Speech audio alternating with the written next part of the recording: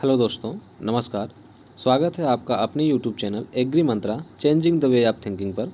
मैं हूं आपका दोस्त आनंद पाल और इस सीरीज को हम आगे बढ़ाते हुए आज डिस्कस करेंगे पार्ट 20 के बारे में। इससे पहले जैसा आप जानते हैं 19 पार्ट आ भी चुके हैं, तो जिन लोगों ने उसे नहीं देखा है वो चैनल पर जा के ज़रूर देखें। वो सारे क्वेश्चंस आपके आने वाले एग्जाम पॉइंट ऑफ व्यू से काफ़ी महत्वपूर्ण हैं।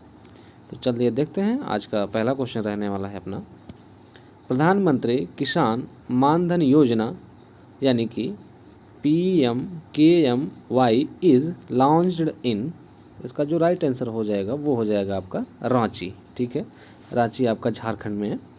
तो यहाँ पे माननीय नरेंद्र मोदी द्वारा, जो हमारे ऑनरेबल प्राइम मिनिस्टर हैं, उनके द्वारा लॉन्च किया गया था 2019 में। ठीक है, इस योजना के तहत जो फार्मर होते हैं, जो इस योजना का लाभ उठाना चाहते हैं, वो 18 से लेकर के 40 साल तक के जो फार्मर होते हैं इस योजना के लिए एलिजिबल होते हैं। और जो योजना है ये, इसके तहत फार्मर 55 रुपये से लेकर के 200 रुपये तक मंथली जमा करते हैं और उनको 60 साल बाद यानी जो पेंशन मिलेगा, ये जो अमाउंट है आप 18 से लेकर के 40 साल तक जमा करेंगे आप 55 रुपये से लेकर के 200 रुपये तक, और 60 साल के बाद आपको 3000 per month as a pension मिलेगा। ठीक है, तो इसको आप याद रखें। चलिए बढ़ते हैं अपने अगले क्वेश्चन की तरफ और देखते हैं अपना अगला क्वेश्चन।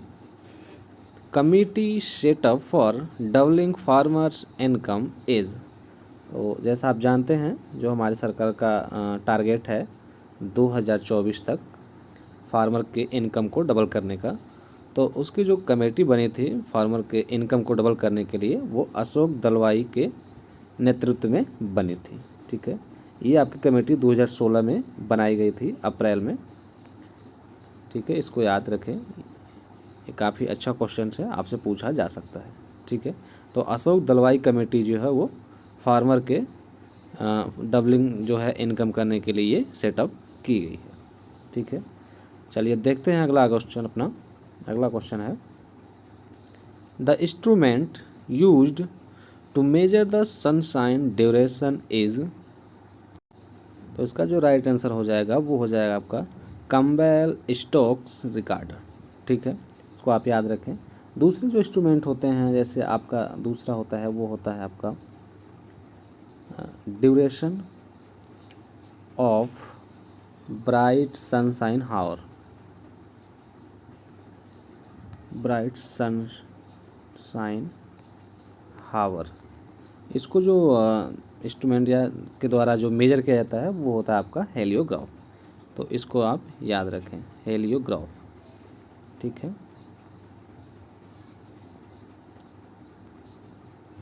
हेलियोग्राफ। तो इसमें आप कंफ्यूज नहीं होंगे, ये दोनों चीज़ें जो हैं अलग अलग हैं। तो ये बात करता है आपका सनशाइन ड्यूरेशन का, और वो बात करेगा आपका सनशाइन जो है bright sunshine, duration of bright sunshine hours. ठीक है, हेलियोग्राफ द्वारा। तो उसको आप याद रखें। अपना अगला क्वेश्चन है, द मोटो हर खेत को पानी is related to which scheme is, इसका जो राइट आंसर हो जाएगा आपका वो हो जाएगा प्रधानमंत्री कृषि सिंचाई योजना। ठीक है, इसको लॉन्च किया गया था जुलाई 2015 में, और इसका जो मोटो है हर खेत को पानी। ठीक है, इसको याद रखें, ये काफ़ी इंपॉर्टेंट क्वेश्चन है आपका। अपना अगला क्वेश्चन रहेगा, temperature require for artificial incubation of chicken eggs, इसका जो राइट आंसर हो जाएगा वो हो जाएगा 37.5 सेंटीग्रेड। ठीक है, अब आर्टिफिशियल इंक्यूबेशन क्या होता है कि जो अंडा होता है या एग होता है उसको सेने की एक कृत्रिम विधि है। ठीक है, इसके द्वारा अंडे को सेया जाता है हैचिंग पर्पज़ के लिए, जो हैचिंग कराई जाती है या भूर डेवलपमेंट किया जाता है। ठीक है, तो उसके लिए जो टेम्परेचर रखा माना गया है या ऑप्टिमम जो टेम्परेचर है वो 37 सेंटीग्रेड है। अगर इसके ऊपर 1 सेंटीग्रेड भी ऊपर होता है या नीचे होता है तो वो आपका जो एम्ब्रियो होता है वो भ्रष्ट हो जाता है या ख़राब हो जाता है।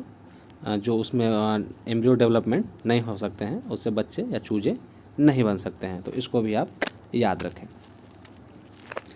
देखते हैं अपना अगला question. The term innovation decision process was given by, तो इसका जो राइट आंसर रहेगा वो हो जाएगा आपका रोजर्स एंड शूमेकर।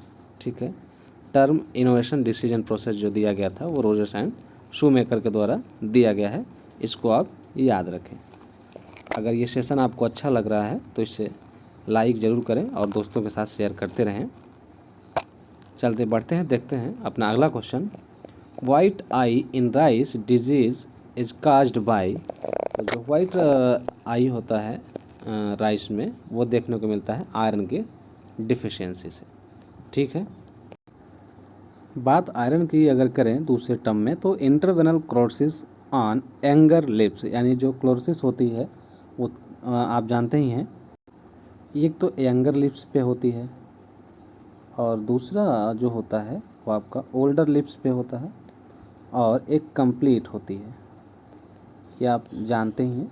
ठीक है, तो जो यंगर लिप्स होती है यानी कि इंटरवेनल क्लोरोसिस ऑन यंगर लिप्स वो आयरन के द्वारा ही, आयरन के डिफिशियंसी द्वारा ही होती है।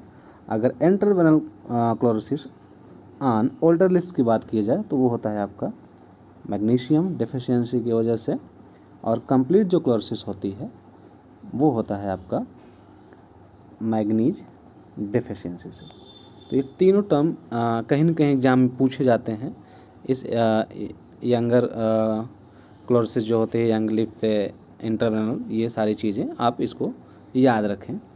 चलिए बढ़ते हैं अपने अगले क्वेश्चन की तरफ, और अपना अगला क्वेश्चन है concentration of zinc in normal plants is, तो इसका जो राइट आंसर हो जाएगा वो हो जाएगा आपका 25 to 150 ppm। ठीक है, इस रेंज पे जो है प्लांट अपना नॉर्मल ग्रोथ करता रहता है।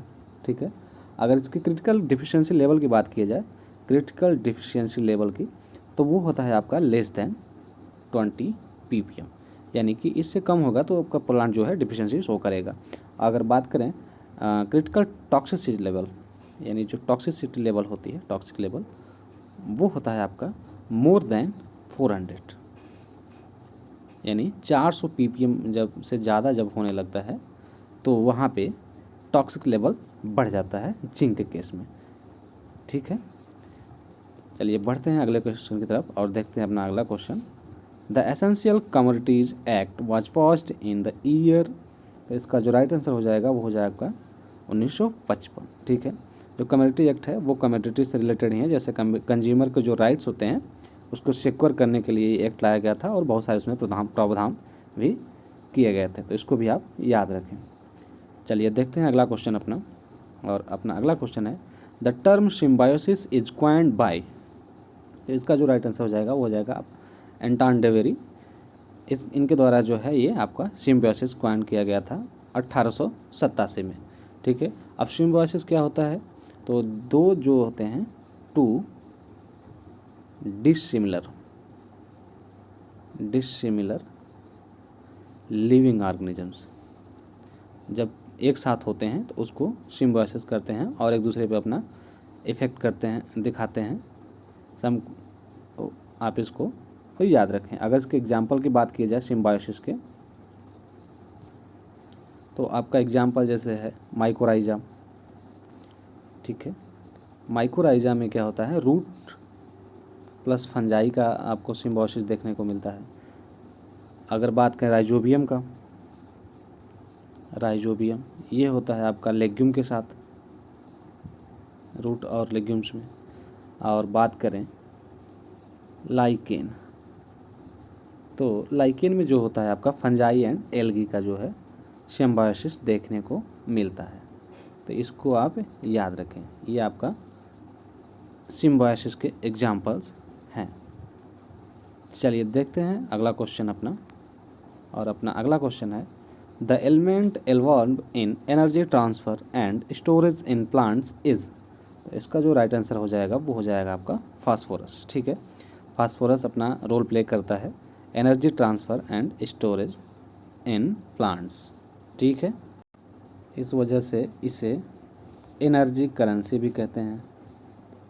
एनर्जी करेंसी के रूप में भी जाना जाता है, तो इसको भी आप याद रखें।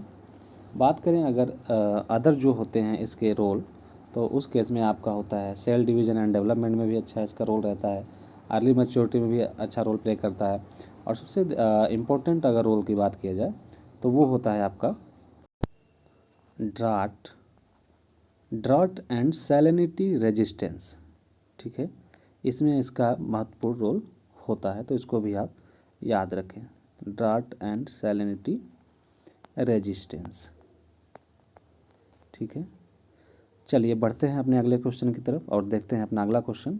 अपना अगला क्वेश्चन है equivalent acidity of DAP is, तो इसका जो राइट आंसर रहेगा वो आपका 77।